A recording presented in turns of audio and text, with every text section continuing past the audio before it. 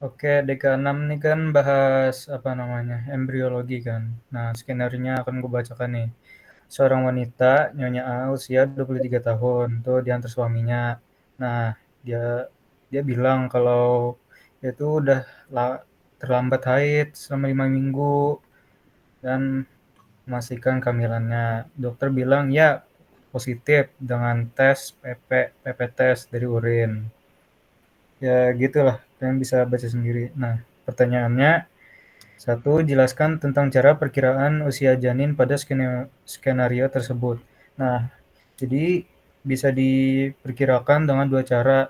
Yang pertama itu usia kehamilan secara klinis bisa dihitung secara hari pertama haid terakhir atau HPHT.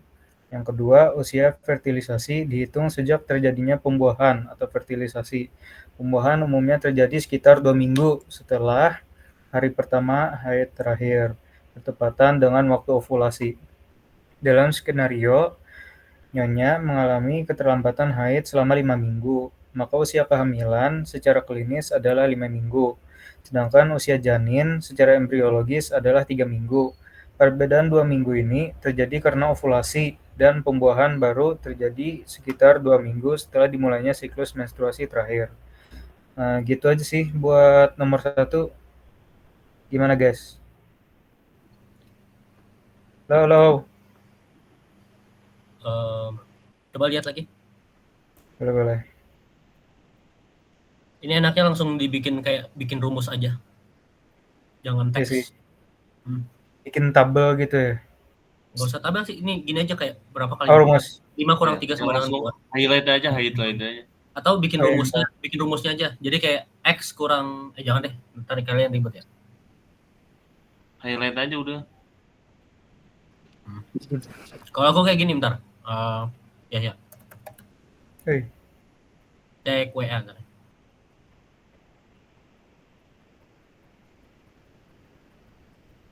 Plus 7 min 3 tambah 1 nggak sih?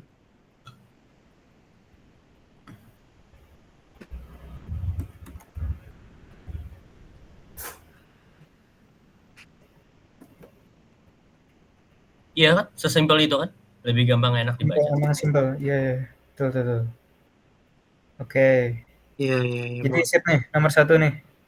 Enakan yang dalam skenario atau yang bawah? Kira-kira. Aku taruh Beda-beda aku sih taruh tiap orang. ya. Gimana, guys? Halo. Lanjut gak nih? Lanjut. Anjing ini mati. Highlight dong yang 5 min 5 min 2 itu 5 min 3. 5 min 3. 5 min 3. Nah, jadi dia kayak keterlambatan haid selama 5 minggu kan. Misal dia kayak 6 minggu tuh. Berarti rumusnya di sini 6. Jadi hasilnya 4 gitu. Tinggal kurang-kurang aja sih selama keterlambatannya itu. Kok enggak, kenapa bisa 5 min 2? 5 Karena min 2, 5 minggu ya? Nih. Di apa namanya? Dihitung sejak terjadinya pembuahan itu loh. Cek. Ini kan sedangkan usia janin secara embriologis adalah 3 minggu. Perbedaan 2 minggu ini kayak gitu lah. Gimana ya aku menjelaskannya? Ada yang bisa jelaskan nggak? Si Arya coba Arya. Safwan tuh. Safwan mau nanya. Arya. Ayo boleh Safwan. Bisa nambahin, guys. Boleh. Kayaknya itu udah diralat deh. Bukan dimulai dari pembuahan, tapi dimulai dari implantasi usianya. Oke. Kan 5 kurang 2 kan? 2, itu kan 2 minggu yang dari fertilisasi sampai Oh iya betul. endometrium kan ya? Meren diralat itu. Jadi mulai dihitung tuh mungkin pas implantasi kayaknya. Kehamilan tuh ya. Makasih. Oke. Oh iya ngerti itu pas ini kan. Nih, pas baru masuk ke endometrium ini. Nah, ya itu Oh, yang. iya. Oke. Mana sih gambarnya? Nih. Gimana? Coba jelasin secara jelas. Safwan boleh Safwan? Kayak gini deh, misal kan 5 bulan katanya dia tuh udah 5 minggu berarti haid kan. Nah, berarti kalau kayak gitu kan pasti dari proses seksnya tuh udah dihitung tuh kan hari ke-1 tuh. Hari 0. Terus ke-1 kan. Tok tok tok tok tok tok tok. Itu ovum sama sperma fertilisasi terus membelah terus nyampe endometrium tapi masih kalau nggak salah tuh kompaksasi, masih pemadatan. Itu teh belum nempel ke endometrium, itu nanti teh hatching dia. Keluar dari zona pellucida si blastositnya kalau nggak salah. Terus Pakai enzim juga. Iya, karena ada enzim juga. Nah, nanti itu kalau udah hatching, udah keluar tuh, nanti kan implantasi tuh. Nah, kehamilan tuh yang aku tahu tuh kalau nggak salah dimulai pas implantasi. Nah, itu baru dihitung kehamilan tuh pas usia implantasi gitu. Jadi dari fertilisasi di ampula, di tuba falopi, di daerah ampula itu dihitungnya day 1. Terus day ke-14 atau minggu kedua itu nanti detik-detik di mana mau implantasi gitu. Jadi pas mau implantasi, nah baru dihitung kehamilan teh di situ gitu. Kurang lebih kayak gitulah. Bukannya kehamilan itu dimulai dari si sperma masuk ke ovum ya, sedangkan yang sudah masuk ke endometrium itu usia janin bukan usia kehamilan.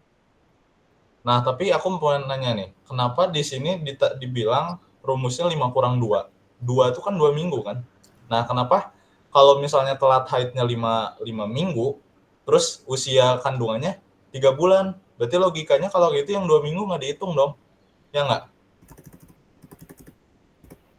Sebenarnya kan ada ini kan usia janin sebenarnya sama yang klinis. Nah, yang klinis cuma beda 2 minggu intinya gitu. Oh, kalau yang klinis cuma beda 2 minggu, jadi kayak dikurangin gitu ya? Jadi ibaratnya 2 minggu terjadi fertilisasinya itu setelah 14 hari haid pertama terakhir. Berarti kalau misalnya klinisnya tuh tinggal kurang 2 minggu, berarti kalau yang berarti kalau dari kehamilan tadi kata Guntoro, berarti yang dari fertilisasi kalau gitu. Kalau yang dari implantasi mah itu usia janin berarti atau gimana? Soalnya kalau nggak salah udah belum jadi janin nggak sih? Masih bakal calon embrio nggak sih pas implantasi mah? Belum jadi janin. Kalau jadi janin tuh kalau nggak salah itu tuh pas trimester ketiga kan ada trimester ketiga bukan, kan ada pra-embrional, embrional sama fetal kan, kalau nggak salah tuh. Ini kan, gambarnya. Ya itu tuh. Nah itu zigot tuh sampai minggu kedua kan, tuh minggu ke-3 sampai ke-8 itu fase embrional, yang selebihnya ke lahir itu udah fetal. Jadi kalau dihitung dari usia sebenarnya 2 minggunya tuh tinggal dikurang intinya. Tapi itu pengen nanya, 38 dibagi 4 berapa itu? Yang paling mendekati 48 ya. 38 minggu. Paling mendekat itu ke berapa ya? Ke 9 ya, ke 9. Guys, aing izin ngambil Grab ya, bentar. Aman. 38 minggu. Kalau dihitung dari menstrual age-nya jadi 40 minggu. 30. Iya. 38 kan itu enggak dihitung. Karena dia dari mens. Sementara 2 minggunya mens terakhir kan. Aku mau 2 minggu, jadi tinggal dikurang 2. Jadi itu usia sebenarnya 38. Usia kehamilan. Itu ke tabel yang sebelumnya. Ini mah kan 40 tuh kan. Yang sebelumnya. Yang tadi. Nah, yang itu. Nah, ini kan 38 minggu nih. Sementara yang paling mendekati kelipatan 4 dan kurang dari 38 itu kan 36. 9 kali 4 kan 36 ya. Nah, berarti kan kalau kayak gitu 36 minggu aja itu tuh udah 9 bulan tuh. Ada sisa 2 minggu tuh. Logik nggak kalau 2 minggunya tuh si fase zigot? Ayo, coba. Iya sih. Benar ya? Iya sih. Berarti bisa disimpulin kalau awal kehamilan tuh dari awal implantasi, berarti kalau kayak gitu pas si bakal calon embrionya udah mulai tumbuh tuh di endometrium, berarti kalau kayak gitu. Berarti waktu yang masih di tuba falopi itu apa dong? Masa apa? Itu mah masih zigot, masih Pre ini apa tadi? pra embryonal, Praembryono, heeh. pra embryonal. Hmm. Masih dalam bentuk inilah zigot, blastomer, morula, blastosit, Morula, blastula, tropobla. Ini nggak lengkap cuy. Gastrulanya kan ya sih. Aku tuh kemarin ini Rumus buat rangkuman itu benar-benar mekanisme apa embryonal semua itu dari Kan fertilisasi. morula, blastula, gastrula gitu kan urutannya. ya, Iya, marula, blastula, grastula. Oh, ini salah nih. Blastula, terus Oh, Baru blastopis. embrio terakhir. sama kurang lengkap coy. Itu harusnya ada kompaksasi tuh di apa atau pemadatan tuh sebelum hatching. Dikirim ke ini aja Wan, kirim ke Yahya. Oh iya, boleh. Boleh. Tapi kalau rumus yang dikasih dokter Hindun itu +7 -3 +1. +7 -3. Nah, aku nggak tahu itu apaan. Cuma dikasih itu sama dengan usia kehamilan. Gitu. Oh iya, izin nambahin, seingat aing juga ada yang plus min 3 gitu. Ya. Hari plus min Plus min 3 3 yang mana tuh? Coba jelasin. kan kan ada 2 minggu. Itu kan kalau misalnya kita total 5 minggu itu, habis itu kan ada yang 2 minggu buat itu. Tapi karena nggak semua orang sama gitu, ada yang bisa ditambahin plus min 3 gitu, 3 hari plus min 3 hari atau Oh iya, saya ingat aing. nggak semua orang lahirnya sama kan? Ya nggak semua orang, jadi kan dari 2 minggu itu nggak semua itu pasti 2 minggu atau gimana. Jadi ada tambahan atau pengurangan gitulah. Ada yang prematur, ada yang ya mungkin lebih lama gitu. Coba Sal dicari. Bentar, Ada nggak dokumennya? Tunjukin ke Yahya atau apa? Yahya boleh lanjut aja ya. Nanti dibahas. Nah, aku lanjut ya. Nah, ini nomor kedua. Jelaskan tahapan yang terjadi setelah fertilisasi hingga terjadinya proses implantasi zigot. Nah, dimulai kan dia di hari pertama tuh, fertilisasi terjadi di bagian ampula tuba fallopic kita di sini, yaitu segmen terlebar dari saluran tuba. Bullshit. Nah, setelah nyatu tuh sperma sama ovum, ya hasilnya jadi zigot, bawa 2 pasang kromosom, 23 pasang atau 46 kromosom sebagai gabungan materi genetik dari kedua orang tua.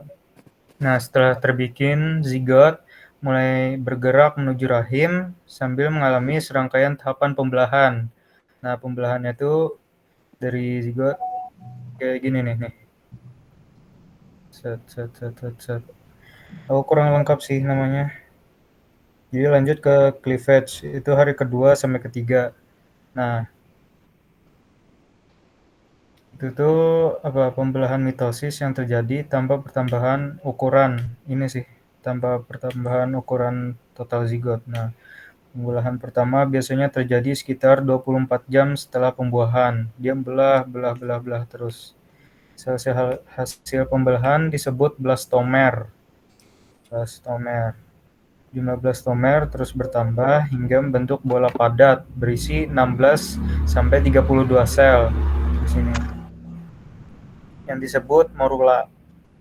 Biasanya pada hari ketiga pasca fertilisasi.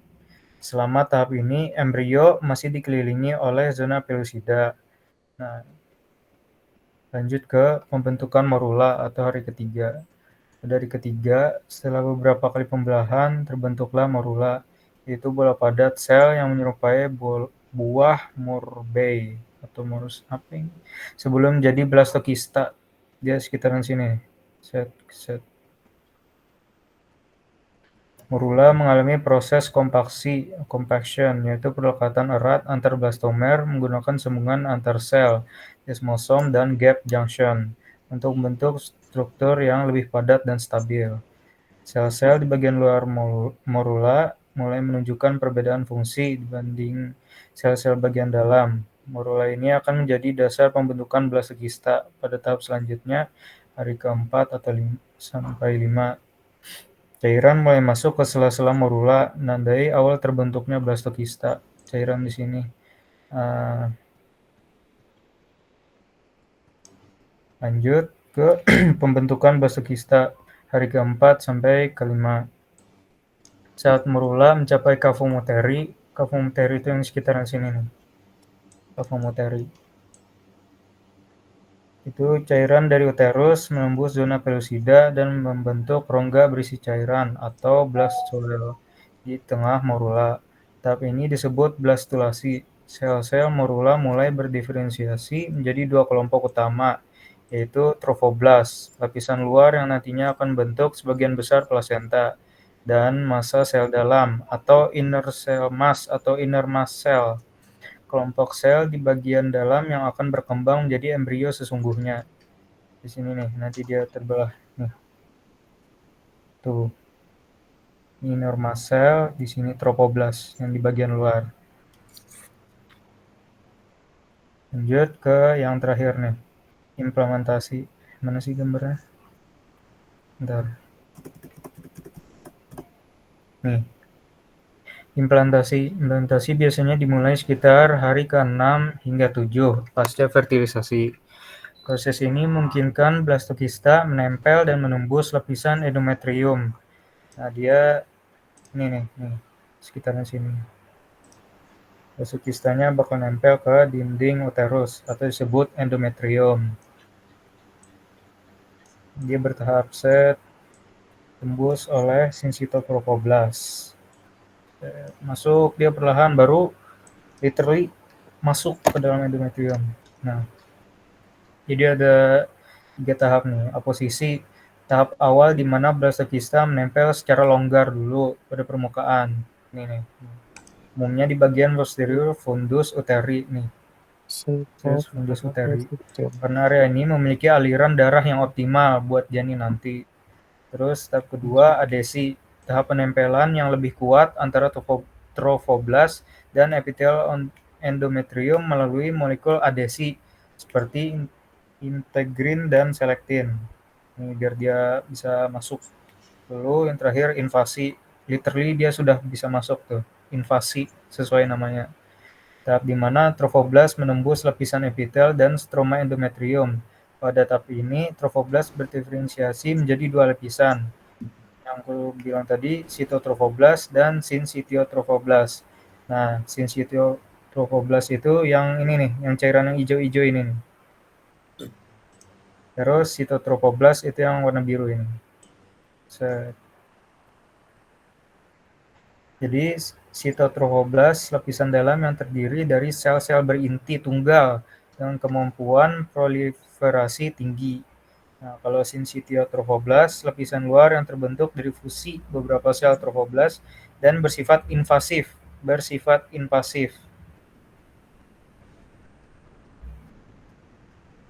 Menembus jaringan endometrium dengan bantuan enzim proteolytik. Ini semuanya diingat. Dengan enzim proteolitik biar bisa nembus gitu loh. Invasi ini juga menyebabkan terbentuknya lakuna berisi darah maternal di dalam lapisan sincitiotrofoblast. Sinilah. Ini gambarnya. Muncul dia darah-darahnya. Lakuna-lakuna tersebut berhubungan dengan kapiler endometrium atau sinusoid, membentuk sistem sirkulasi awal antara ibu dan embrio.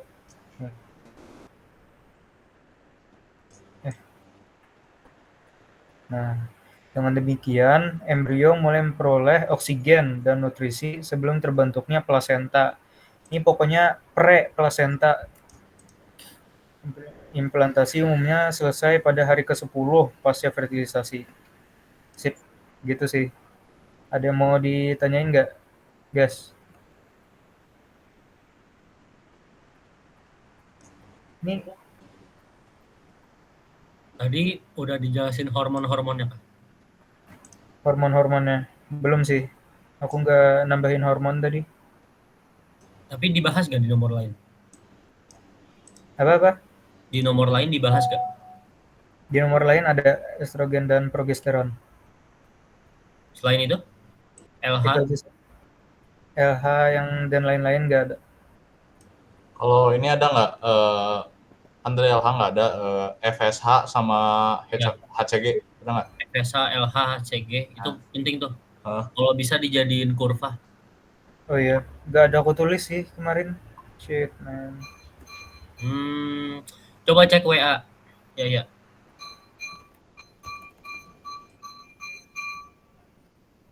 Oh ini ya. Ini buat nomor berapa nih? Ini kan hormon-hormonnya.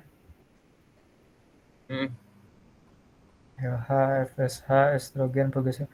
Boleh nih nanti aku revisi lagi. Intinya LH kan buat sorry ya, tar koreksi ya Safwan. LH buat melepas ini kan sel telur dari uteri. Betul nggak? Itu FSH, Bang. Oh ya, FSH ya. Oh ya, follicle stimulating. Sorry. Ya. LH tuh kalau nggak salah buat kalau nggak salah ya, kalau di kehamilan tuh buat mempertahankan dinding rahim biar nggak meluruh. Jadi kan ada bayi tuh di ininya. Jadi buat biar nggak meluruh gitu loh. Aduh. Dia fungsinya sama kayak HCG kalau nggak salah.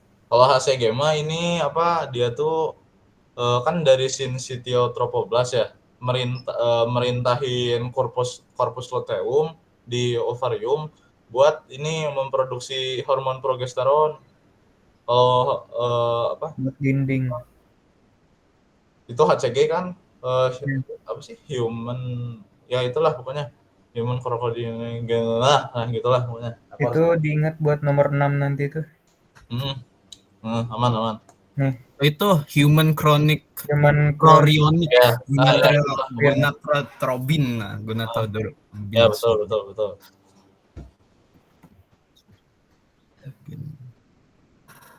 Boleh lanjut. Dan nih nomor 2 aman nih? Atau ada yang dikoreksi lagi? Sebenarnya udah benar sih. Oke, sip. Cuman kurang lengkap. Per stepnya hormon apa aja. Oh, yang itu berkontribusi dalam itu juga. Iya. Kan nanti ada aing kalau misalnya aing ada fotonya itu cuma yang HCG, estrogen sama progesteron nih. Dia yang perasaan gua ada 2 foto. Nah itu atasnya ada nggak? Oh itu. Ini foto apa ini, Sapuan? Oh ini day per day. Oke. Dari fertilisasi sampai implantasi embrio. Anjir sampai minggu ketiga, cu. Ada hati, jir. Udah jadi yolk ya? Iya, cu. Bakal embrio. Oke, nomor 2 aman nih. Berarti kurangnya tadi yang hormon-hormon yang bantu ini kan proses ya enggak? Oke, sip. Kan kesana kayak gamblang banget. Gak ada. Terus kayak sifat-sifatnya apa yang ditahankan. Aduh, kok muka gue sih. Ya. Apa sih kurangnya? Ya gitu. Pokoknya. Ya lanjut nama. Gue lihat samping enggak jadi. Shit jangan, su. Oke, kita lanjut nomor 3. Setuju gak? 3.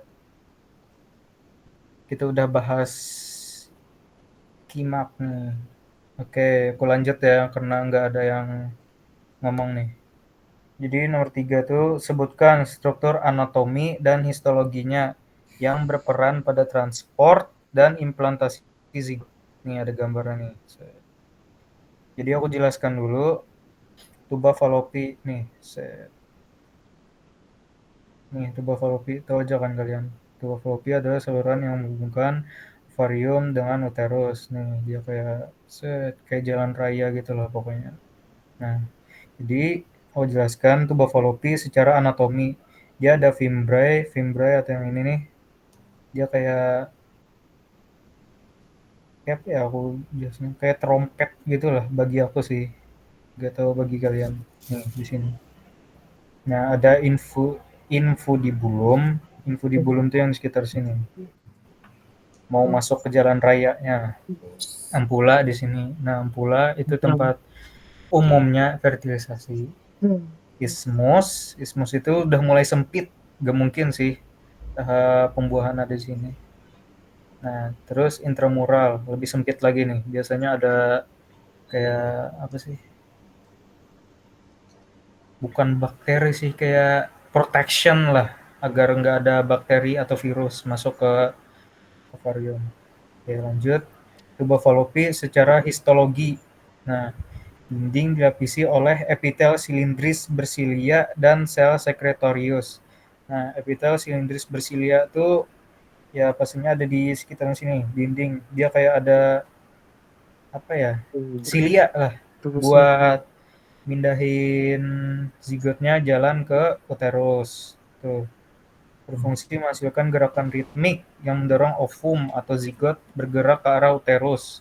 Gerakan silia ini bekerja searah menuju kavum uteri atau rongga uterus dan dikendalikan oleh hormon estrogen. Oh, aku lupa nih. Oke, jadi gerakan silia ini penting. Terus ada sel sekretorius. Dia di dinding-dinding juga, cuman yang non silia dia kayak pure otot gitu loh. Buat bantu ini apa? Gerakan ovum dan zigot menuju ke rahim.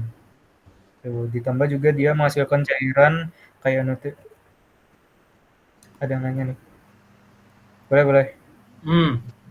Enaknya gini nggak sih? Kan kita udah tahu tadi kalau ada peran hormon per step ya. Yap. Terus juga ada waktunya. Enaknya kita bikin timeline nggak sih? Jadi kayak udah timeline, terus pas ini ovumnya ngapain? Sudah jadi zigot ya? Zigotnya ngapain? Terus hormon mana yang berpengaruh? Ya betul. Setuju. Nanti dibikin aja. Oke. Sel sekretorius. Ini sih dua yang paling inti ya pokoknya. Kalau ini kayak lebihan aja sih. Lapisan otot polos, nah itu yang gue sebut tadi kontraksi peristaltik, dia non silia biar gerakin ovum atau zigotnya. Dia kayak proses transport. Terus ada lapisan serosa, lindung luar kombinasi antara gerakan silia dan kontraksi otot polos. Nih, kolap mereka buat zigot dapat berpindah. Ini sebagai transport aja sih yang kedua ini nih. Terus B, endometrium. Tadi kan tuba falopi itu. Nah, terus kita bahas endometrium atau dinding uterus. Jadi itu adalah lapisan mukosa yang melapisi bagian dalam rahim atau uterus. Gue bilang uterus aja nih biar terminologinya pas. Oke. Jadi secara anatomi nih, endometrium terdiri atas dua lapisan utama, yaitu stratum funcionalis dan stratum basalis, yang memiliki fungsi dan karakteristik berbeda. Dan secara histologi, lapisan ini mengandung dasar kelenjar endometrium, pembuluh darah, dan jaringan stroma yang kaya sel fibroblast. Karena tidak peka terhadap fluktuasi hormon seperti lapisan fungsional, stratum basalis tetap stabil sepanjang siklus dan berperan penting dalam perbaiki lapisan endometrium yang hilang setiap bulan. Maksudnya pas haid. Dia aku jelasin endometrium secara anatomi nih. Dia ada stratum funcionalis. Stratum funcionalis adalah lapisan yang bersifat siklikal dan fungsional. Siklik karena selalu mengalami pertumbuhan, peluruhan, dan regenerasi sesuai dengan perubahan hormonal bulanan atau haid. Lapisan ini adalah bagian paling atas. Set di sini, set gitu. Mana tadi?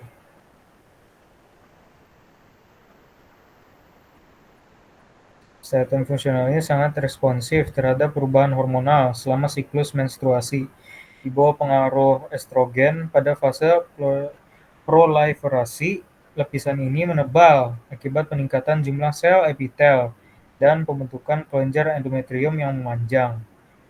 Lalu setelah ovulasi, progesteron. Dia kayak bergantian gitu loh. Estrogen pas haid, dan setelah ovulasi baru kerjanya progesteron gitu. Dari korpus luteum yang menyebabkan lapisan ini masuk ke fase sekretori, di mana kelenjar menjadi berkelok-kelok dan mengeluarkan glikogen untuk mendukung implantasi embrio jika terjadi pembuahan. Biar mempermudah gitu loh. Ini implantasi. Juga ada stratum basalis. Lapisan ini terletak di bawah stratum basalis dan menempel pada lapisan otot rahim atau myometrium. Stratum basalis habis anjir, belum gue ini. Oke, lanjut. Stratum basalis tidak ikut luruh selama menstruasi. Nah, ingat nih. Tidak ikut luruh. Jadi dia stay. Karena ia berfungsi sebagai lapisan regeneratif.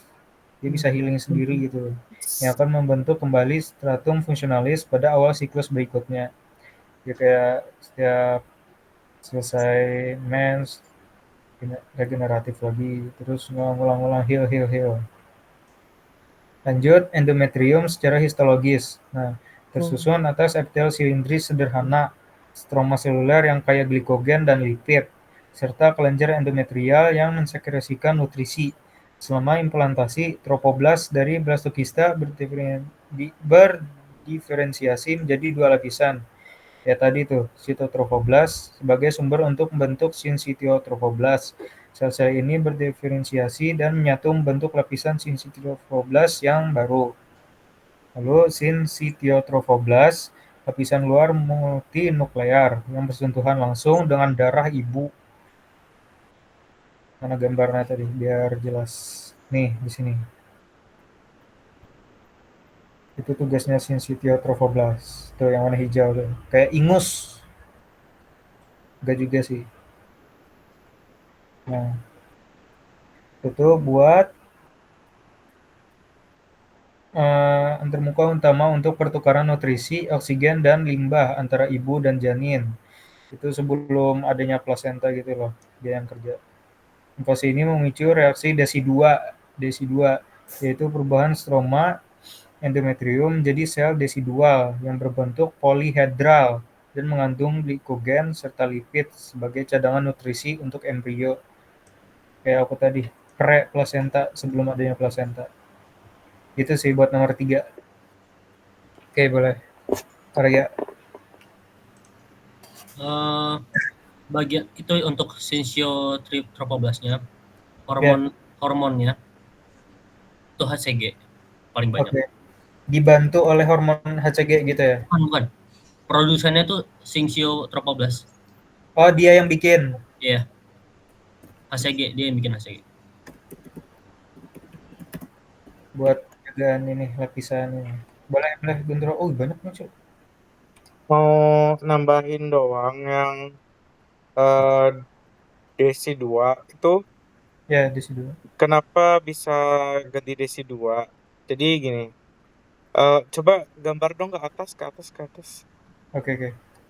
Nanti di itu aja. Lihat rekamannya aja. Yang mana? Terus gambarnya. Nah, stop sini aja. Nah, Oke. jadi sebelum si ovum ini menyentuh endometrium dan masuk, itu endometrium masih namanya endometrium. Ya, Nah, nih, endometrium.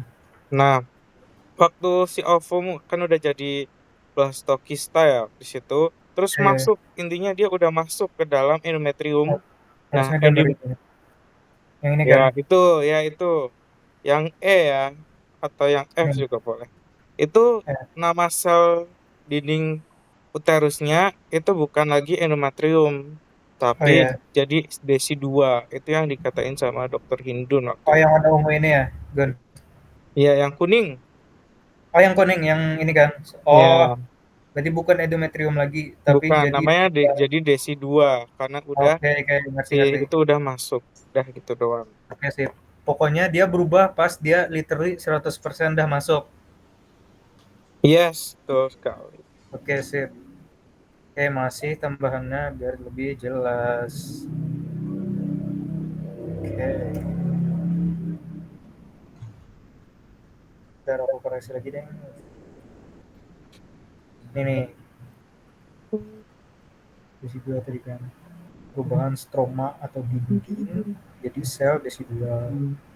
Berarti diingat nih. Oke. Untuk nomor 3 ada tambahan lagi nggak? Atau sudah apa saja nih biar kita lanjut nomor 4? Lanjut, Aman nih. Ya udah aku lanjut ya. lanjut aja. Apa? Iya, lanjut aja, lanjut. Oke. Nah, nomor 4 kan. Maksudnya lanjut ke nomor 4. Jelaskan bagaimana proses perkembangan pada embrio usia 2 minggu. Nah, usia dia 2 minggu. Dia pas sudah implantasi nih, sudah trot masuk. Di minggu kedua dimulai pada hari ke-7, jelas. Hingga hari ke-14 setelah fertilisasi. Anjay, Rafid masuk cuy. Pada fase ini Blastocysta tuh ya yang itulah. Blastocysta telah berhasil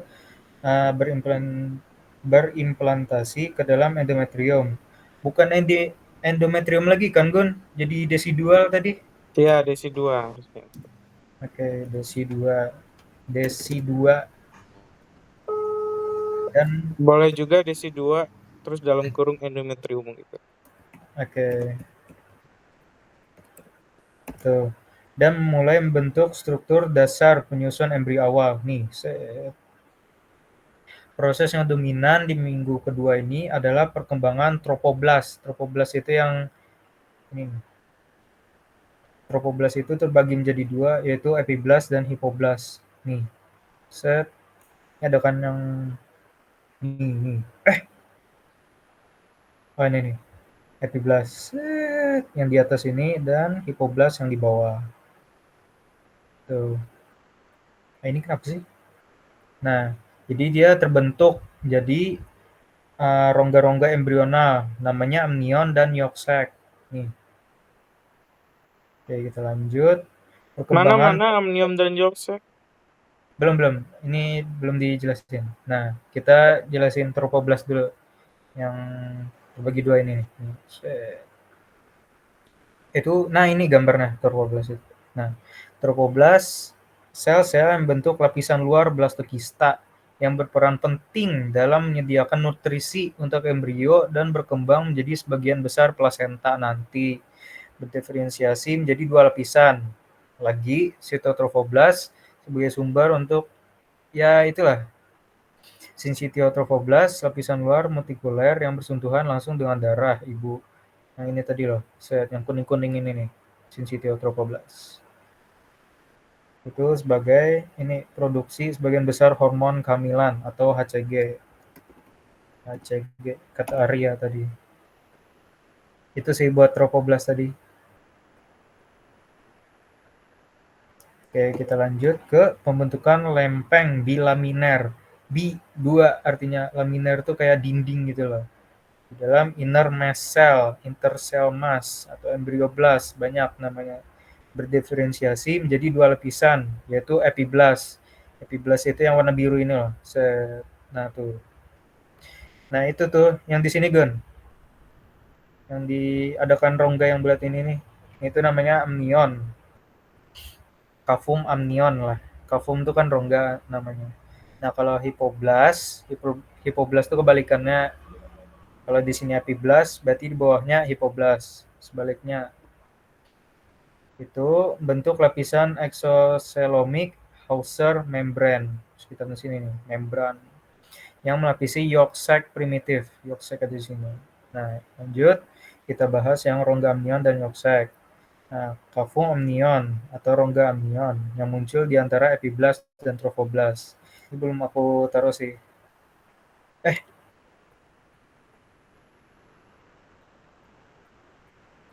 Anjir ngecok. Oke.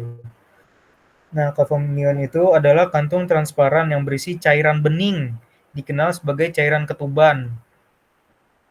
Nah, di sini nih, cairan ketuban di sini. Lalu untuk yolk kuning telur lah, dia ada di sini. Balikannya lah, sih saling berbalikan gitu. Itu tuh yang terbentuk hasil dari hipoblast dan membran Heuser tadi, berfungsi sebagai sumber nutrisi awal dan awal tempat pembentukan pembuluh darah embrional. Nah, di kuningin lah. Saya lanjut, kita ke pembentukan mesoderm, ekstra embrional dan rongga chorionik. Yang masih belum terlalu paham juga sih. Nah, sekitar hari ke-12 terbentuk lapisan sel baru di antara sitotrofoblast di sini tadi dan lapisan eksoselom yang disebut mesoderm dan ini nih di sini. Apa tadi? Mesoderm ekstra embrional. Lapisan ini kemudian membentuk rongga-rongga kecil yang bergabung bentuk rongga kafum chorionik lah biar jelasnya.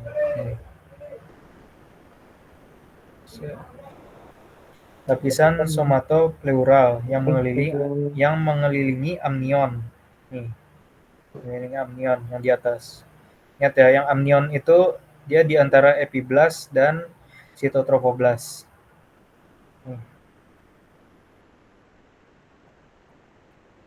Ini epiblast, ini sitotrofoblast. Pokoknya sitotrofoblast itu dia seputaran ini loh.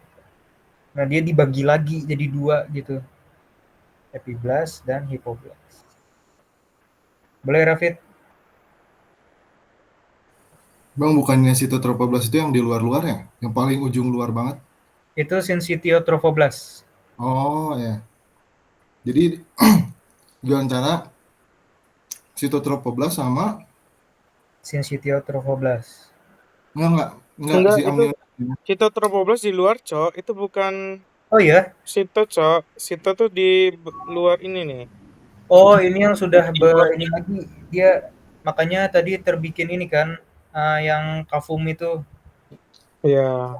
Connect juga. Kafum Dia yang di kayak luar ini namanya apa tadi? Lupa.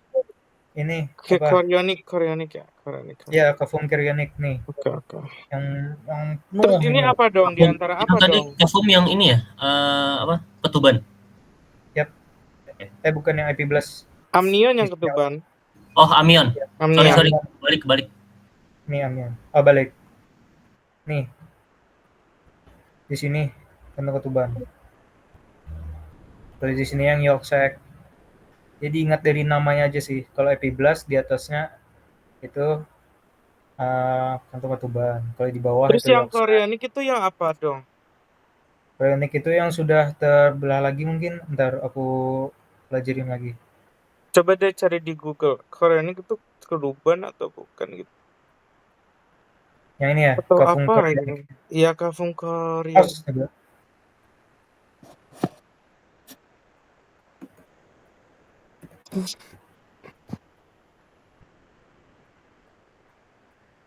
Adalah sebuah rongga berisi cairan yang mengelilingi embrio pada tahap awal. Ini kan kita cari gambarnya. Oh.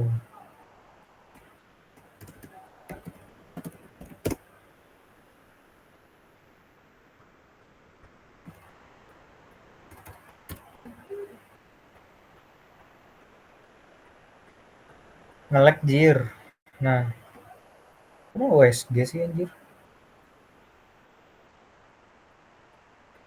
Belum terjadi Enggak, implantasi. ketik gini aja, kafum chorionik itu ketuban atau bukan gitu. Cairan ketuban atau bukan.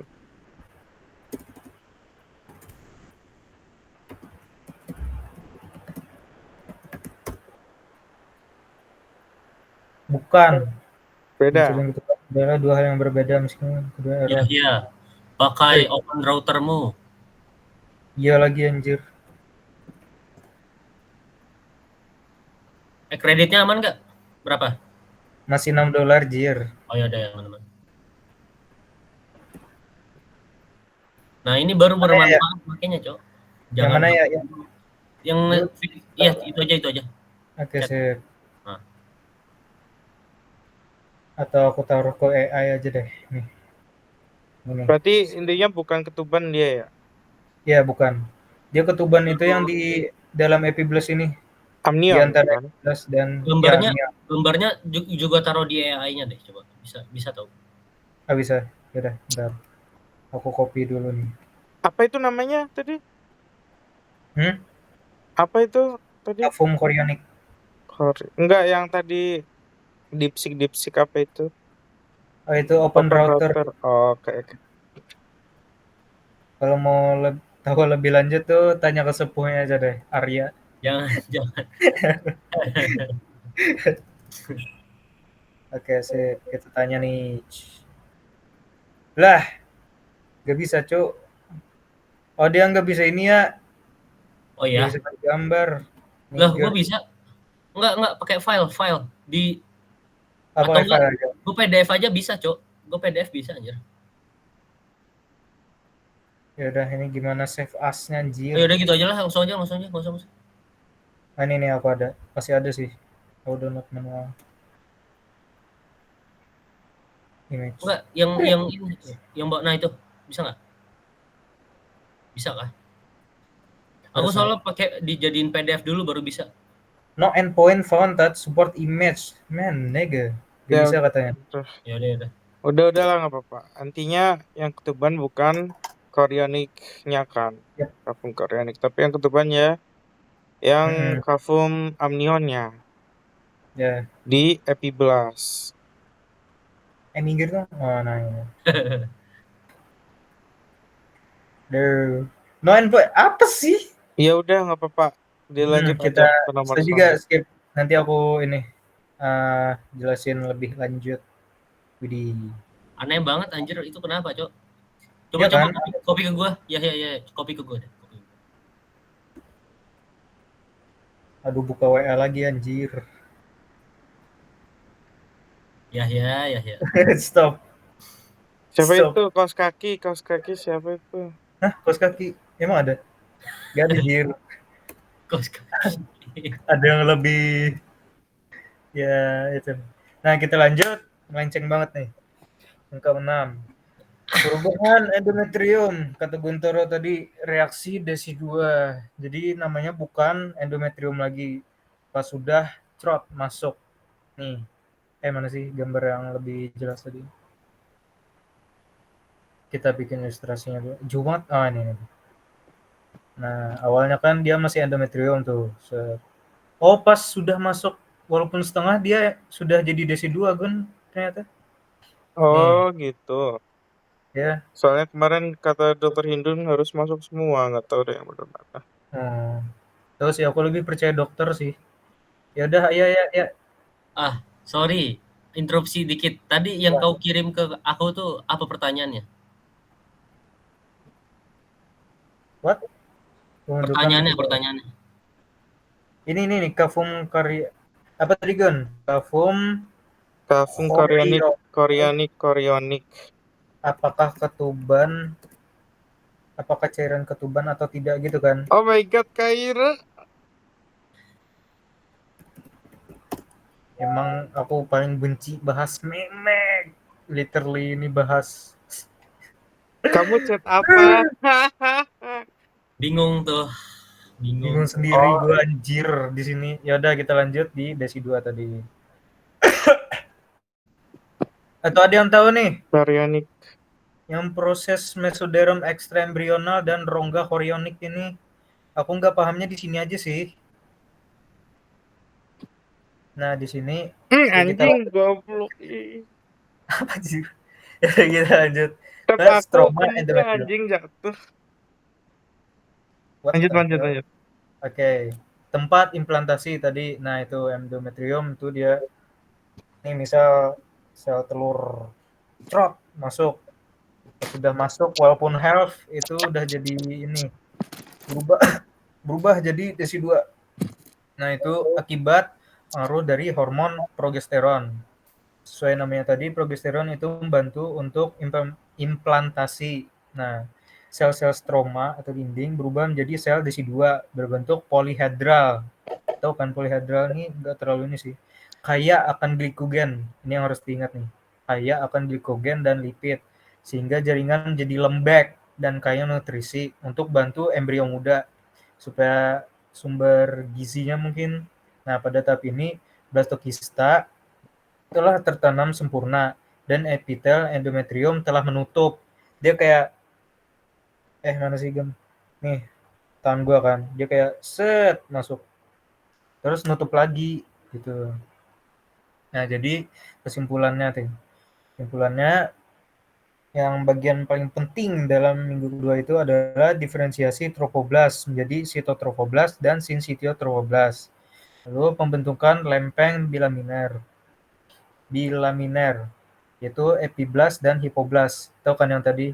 Kalau epiblast itu yang amnion, kalau hipoblast tadi yang yolk sac. Nah, lalu terbentuknya kavum amnion dan yolk sac. Sudah aku jelaskan. Munculnya mesoderm ekstraembrional dan rongga korionik.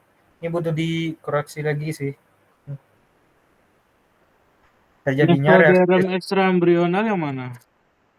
yang tadi, yang aku nggak bisa jelasin tadi. Mana gambarnya? Nih, Oh ini. Iya. Oke. nanti aku cek lagi sih. Nah, terjadinya reaksi desi 2. Itu sih buat nomor 4. Ada yang Lanjut. tambahan mungkin?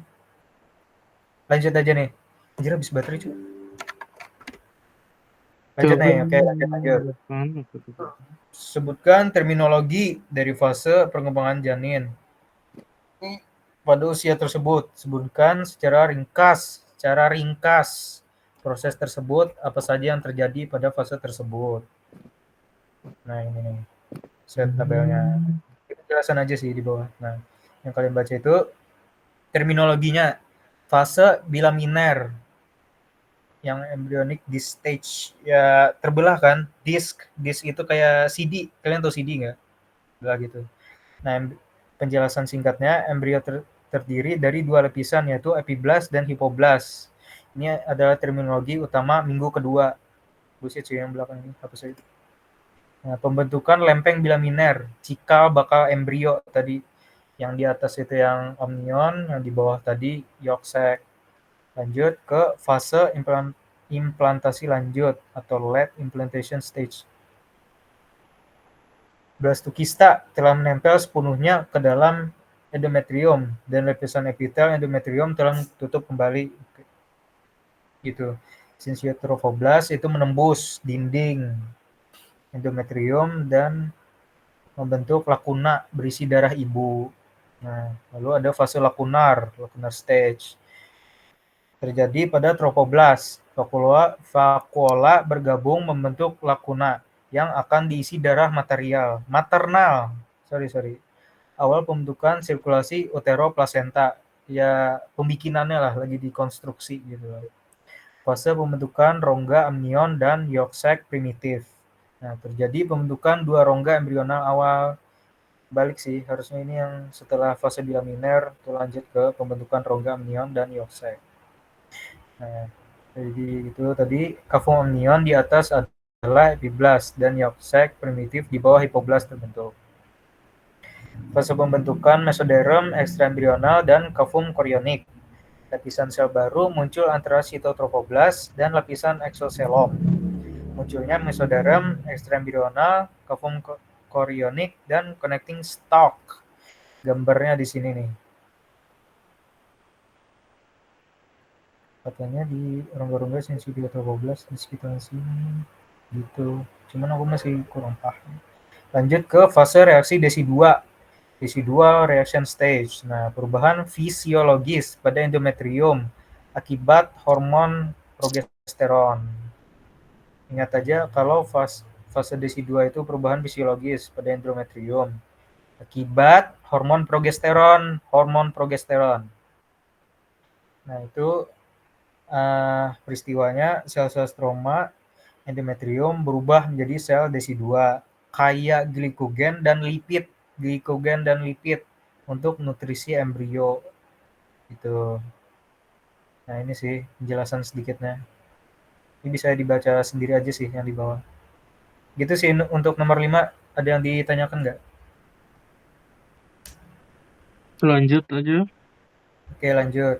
Waktunya udah lama banget nih. Oke, nomor 6. Pada skenario di atas dinyatakan dokter menggunakan hasil tes PP sebagai dasar untuk menyatakan kehamilan selain pemeriksaan tanda-tanda kehamilan Nyonya A. Di sini ada 6 soal. Kita mulai dari A dulu. Jelaskan peran hormon yang diperiksa pada tes itu dalam mempertahankan fisiologi kehamilan Nyonya A. Nah, hormon yang bantu adalah hormon yang diperiksa itu adalah human chorionic gonadotropin atau HCG. Nah, penjelasan sedikit, HCG berfungsi mempertahankan keberlangsungan kehamilan awal dengan cara mencegah degenerasi corpus luteum, involusi corpus luteum setelah ovulasi gitu. Ini terjadi setelah ada ini sih, fertilisasi doang. Nah, dengan tetapnya aktif corpus luteum, maka produksi hormon progesteron dan estrogen tetap berlangsung, menjaga endometrium dalam fase sekretori agar tetap tebal, lembek, dan kaya nutrisi untuk mendukung implantasi dan pertumbuhan embrio awal. Nah, pokoknya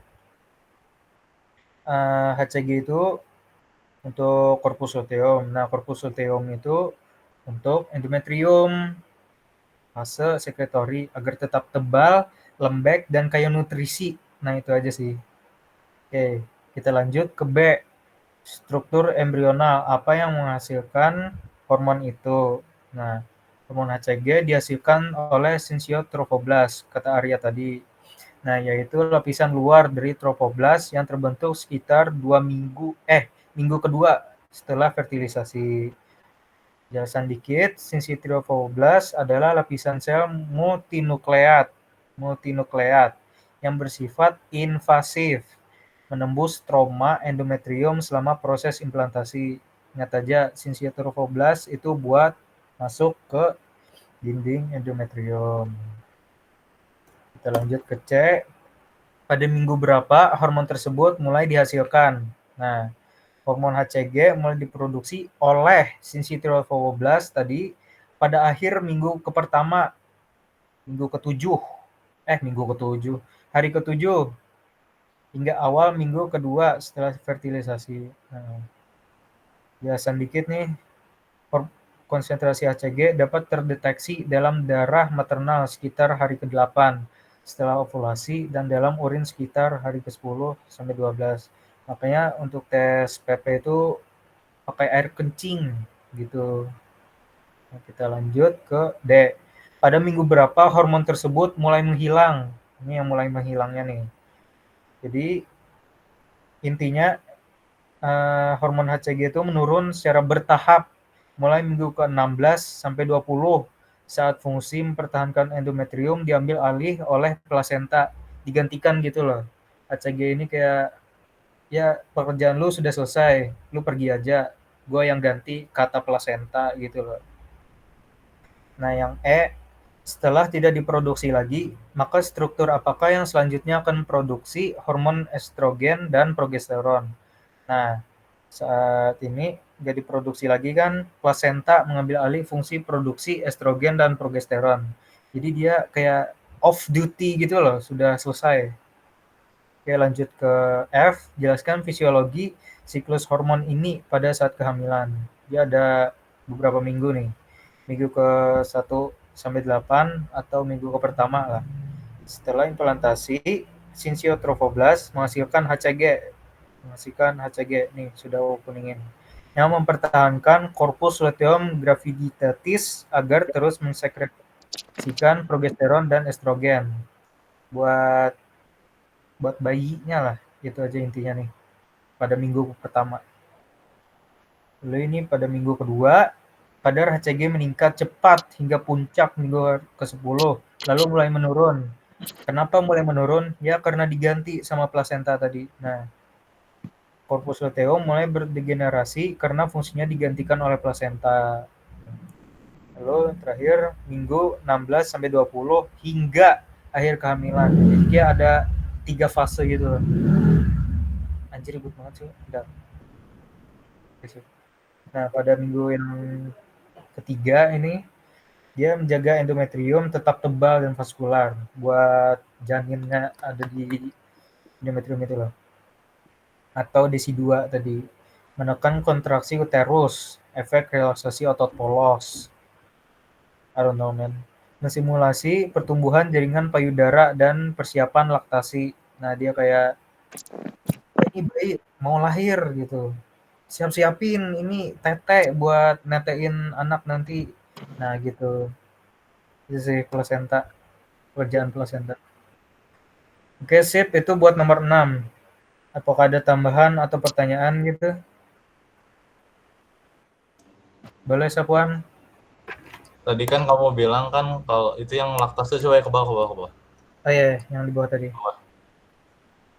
Nah itu kan menstimulasi pertumbuhan jaringan payudara dan persiapan laktasi kan. Kamu bilang jadi kalau udah kayak gitu nanti kalau bayinya udah lahir, jadi udah siap gitu kan tete, bayinya tinggal nete kan. Nah kan. Iya, betul. Ya, yang jadi pertanyaannya bapaknya boleh nete gak? Bagus. Ayo. Goblok. Gila banget anjir. What the fuck, bro? Izin menjawab. Boleh. Boleh. Oke. Setuju. Aku juga Boleh. setuju. Oke, siap. Jadi kanan kiri ya. Anaknya kiri, bapaknya kanan gitu ya. Goblok. Iya boleh. Boleh ya? Oke, itu Yang nggak buat boleh patokan itu nanti ya, netein adik-adik. istri orang. Oh iya. Posisi sendiri ya, Gun ya. Oke. Iya, Itu buat betul. patokan nanti ya, adik-adik. Nah, itu kalian jelasin aja ke dokter. Besoknya ditampol mungkin. Oke, buat nomor 6 gitu aja sih. Ada tambahan atau pertanyaan mungkin? Gak ada ya? Gak ada, Enough please. deh kayaknya deh. Kenapa? Enough. Oke, sip. Yang lain ada nggak? Atau skip aja nih? Boy. Arya, boleh Arya? Sorry. Yap. Tadi di tulisannya kamu estrogen penting. Kenapa estrogen penting? Bukannya cuma progesteron. Estrogen itu Enggak, buat untuk laktasi, untuk laktasi. untuk laktasi. Ya dia buat ini pertumbuhan jaringan payudara, buat persiapan ini loh, buat ketete. Nah, woi, siapin air susu. Itu cuma progesteron. Oh ya. Mm. Ya udah berarti aku salah di sini. Ya, Sorry. estrogen itu hanya membantu untuk pertumbuhan ovum di corpus Ya. luteum. Dia nggak ada kontribusi untuk laktasi. Laktasi itu progesteron. Berarti yang paling MVP-nya di sini progesteron. Iya, untuk tete ini. Untuk tete berarti bukan estrogen. Oke. Sorry, salah. Nah, nih. Oh, estrogen yang buat dinding ya. Kebalik aku anjir. Gue kira progesteron. Sorry. Progesteron juga buat dinding juga sih. Cuman Jadi nggak inti banget ya. progesteron itu kan dihasilkan dari matinya sel corpus luteum kan. Iya, Nah, corpus luteum. estrogen itu juga membantu si progesteron ini untuk penebalan dinding uterus. Oke. Gitu. Oh, jadi kayak kolab gitu loh, kerjasama gitu. Tadi yang basis apa itu namanya? Bukan. Yang uterus yang atasnya namanya sel apa lupa aku. Bukan sel si lapisan apa? Yang amnion itu. Bukan. Atas coba. Atas lagi. Ini. Uterusnya. Atas lagi coba, atas lagi. Gambaran Atas lagi. Oh, ini. Nah, itu yang merah-merah apa? Yang mana yang merah yang ini? Iya, epi apa gitu di lapisannya lupa. Itu cavum uteri. Enggak, tadi kamu jelasin kok. Coba ke bawah. Yang mana? Belum. Uterusnya coba. Nah, ini endometrium. Ini stratum fungsionalis dan stratum basalis. Nah, yang dibuat untuk membantu dinding itu yang stratum fungsionalis ya, bukan yang basalis. Ya, betul. Karena basalis itu yang Dia bawahnya. gerakan gitu loh, biar kurang lebih kayak silia, cuman tanpa silia. Dia kayak pure Iya. otot. Mm-mm. Dia kayak cerot. Ayo gerak gitu loh. Oke. Oke, karena Gitu. waktunya udah 1 jam, Oke, sip 1 jam dicukupkan anjir. ya. Oke, makasih Oke. teman-teman. Makasih waktunya.